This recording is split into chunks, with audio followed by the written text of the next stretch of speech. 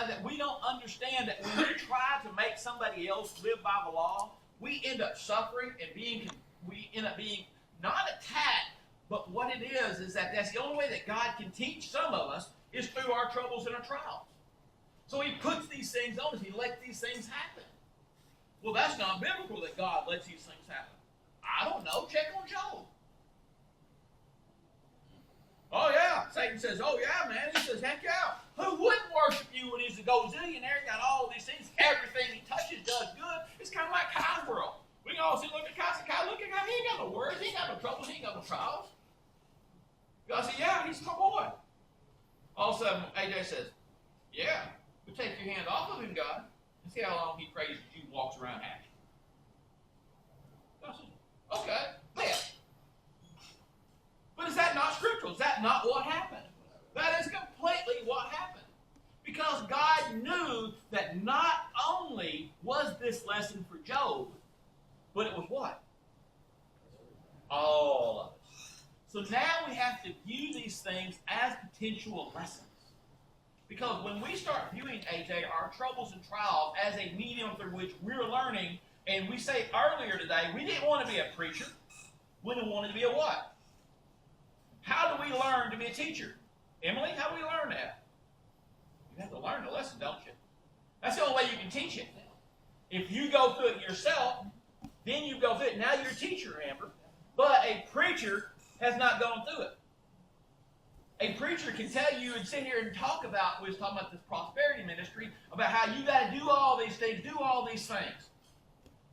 Let this preacher lose everything and then see his Rolex, then see how he worships God, then see how he praises God. What would happen if that gazillionaire preacher gave up everything to follow the true path? What would happen to that preacher? It's like when we talked about Fauci. And it's so funny, we talk about Fauci, we're going to do this thing. You've got to understand something. Fauci was not the mastermind behind this. He is just a scapegoat. You can take Fauci, you can shoot that dude. But the thing is that there was an authority behind Fauci. How were the people in government for the last 4 years able to do what they did without an authority behind them enabling them? They were just figureheads. There is a power behind all this. But you got to understand, all of our attention is focused on what? The front. It's like our pain. All we focus on is the pain. We don't focus on what's behind it. We don't want to see what's behind it. We don't want to ask the question, how was this accomplished? We don't want to ask the question, how is it that all these agendas are being taught in school? Who has empowered these school boards to make these decisions? All we want to take is our vengeance out on the school boards, right? We've got to understand something. We're wrestling with something far greater, far bigger, far darker than what we're seeing on this surface. Fauci is nothing. You kill Fauci, you just kill nothing. It's the powers behind it. See, we got to ask what's going on behind the scenes. So now when we start looking at pain, when we start looking at afflictions, the word anah is affliction. And what it talks about, it says to be occupied. In other words, when you're hurting, what is your mind on? You can't think about nothing else, can you? Harry, when you're down and out, what do you think about? When you're suffering, you're lonely, you're tired, you're depressed, what do you think about? When you're stressed out, when you're anxious, what are you thinking about? All of these things do what to your mind? They shut you down. Because that is human nature, to shut down. And what do we do when we're under attack? I already told the story about Axton. Artie's hiding in a house. I wasn't in there.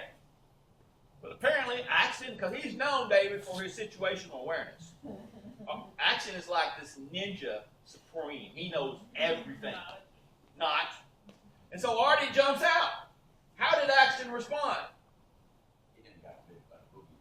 Amber basically said,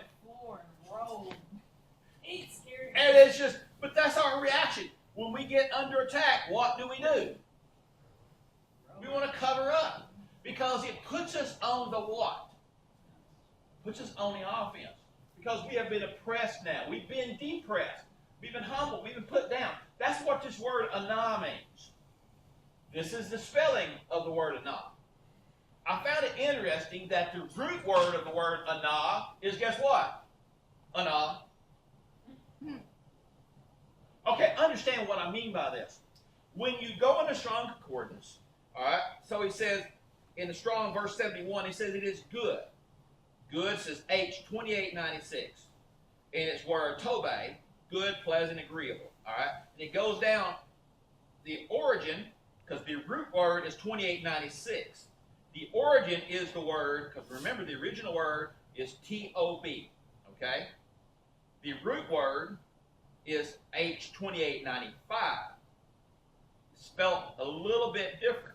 To be good, to be pleasing. So in other words, it has the word and it has the root word. What it really meant, where it came from. And so I find it funny because here's the original word. This is the other word. Note there's there's a number different, but it's spelled the same way. Well, all of a sudden, this anah means to answer, to respond, to testify, to sing, to dwell. So what it talks about is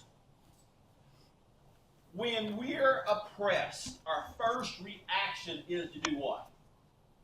We think about it, and it starts attacking us, starts holding us down. Sometimes we're oppressed, and it's humbling us, bringing us to this point. But the problem is that this other one, so what is the difference? The difference is how you view the attack. How do you view it? So as yesterday, I know none of y'all have the problems that I have about wanting to get my work done because I'm lazy. I am lazy. There's an old saying, you find the hardest job, you give it to the laziest guy, he'll find the easiest way to do it. That's the old saying. So myself, if I've got to get something done, I'm going to do it. And the only way I know that I'm ever going to get it done is what? Suck it up and do it. Because it ain't going to do it itself, and sitting around whining about it is going to accomplish what? So yesterday, Lance, 9 tons you got done yesterday. 9 tons. That's a lot. So here it is that I'm going through this thing, and quite naturally, you can't work on anything if you're a man or a woman without what? Something messed up. Every time you want to do something, it's always what? Something. You got to do something else, don't you?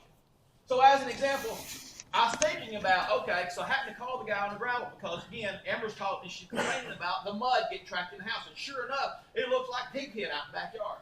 And any mud hole, Amy's going to find it. So I'm like, okay, I want to get this problem solved. I'm going to get some gravel out there. So I talked to Robert Norris a few weeks ago. And he said, yeah, man, anytime you're ready. Well, it has rained, so I'm thinking he can't back in there now. He'll get stuck. So I'm going to put it off for a little bit. So I happened to call him Wednesday of last week. And I said, okay, Robert, what is it? You know, he said, yeah, I'm getting ready to have my total shoulder replaced. They're going to take the whole shoulder out and give him a new shoulder. Instantly, I'm thinking in my mind, months before you can drive a truck. I'm thinking because it's getting ready to come to spring, Dory, and it brings spring, brings what? Rain. And I'm going to have a muddy house for how long? No bueno. Not going to happen. And I said, okay, I've got a window that I've got to act on. I've got a window. And so sure enough, I said, hey, look, Friday. He said, well, you just called me Friday. I said, no. 5 o'clock Friday, I'll be there waiting on you.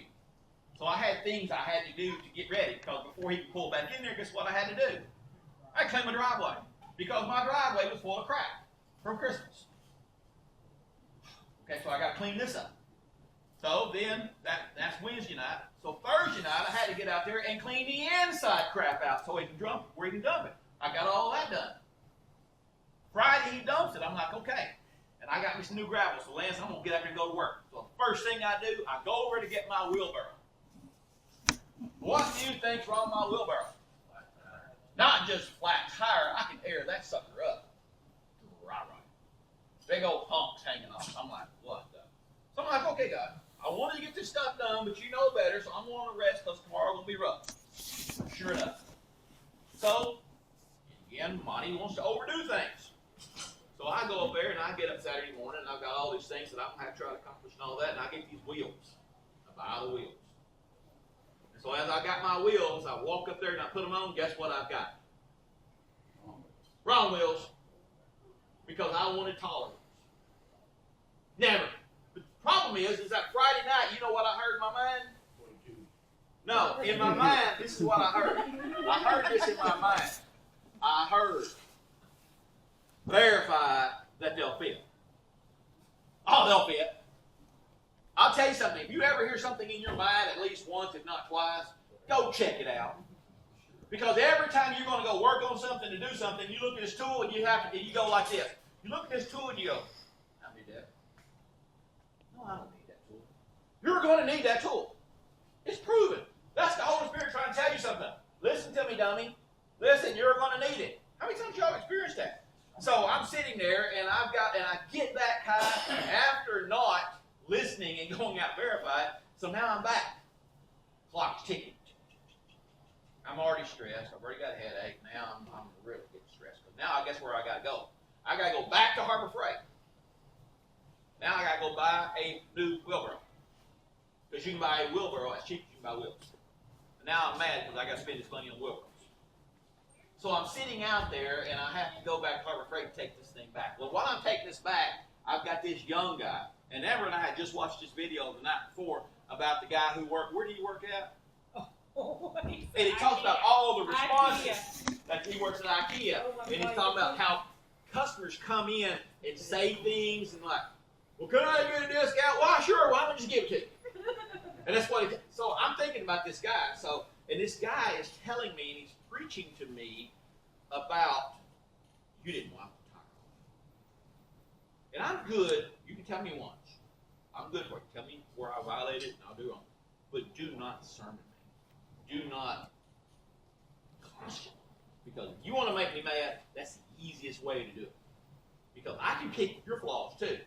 I can do all these different things. And so I'm sitting there and I'm going, God, give me the strength. Because I'm waiting for, okay, Boomer, to come out of his mouth. I'm waiting for it. Because I done determined, the minute I hear, okay, Boomer, he's getting ready to hear a Boomer. Because in my mind, I'm waiting, because the thing is that there are people that once they see that you're trying to be quiet, what do? They're going to attack you. They're going to say, oh, I've got him in submission. Now I'm going to go ahead and reinforce this is my time of authority. And I'm sitting there going, okay, God, all I want to do is just get my money and go home. Just leave me alone. Just keep it on and on and on. And in my mind, I told Amber I had to confess this. And in my mind, I'm thinking about grabbing him by the hair of his head and smashing his head into the table.